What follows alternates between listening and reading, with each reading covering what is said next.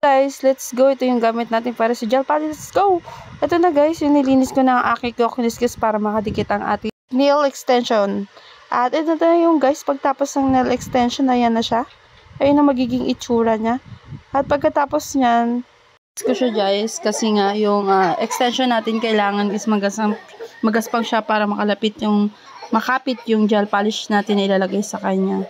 So, yun yung parting medyo matagal kasi nga kailangan lahat makikiskisan mo ng maayos. Let's go. Ano yung itsura niya pagkatapos kiskisin? Ayan guys. Ganyan. So, alcohol, ilalagay pa rin dyan para mas makapit ang ating gel polish. Yan.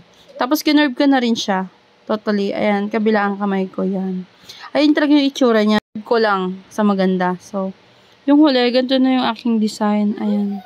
Ito yung napili kong design. Thank you so for watching.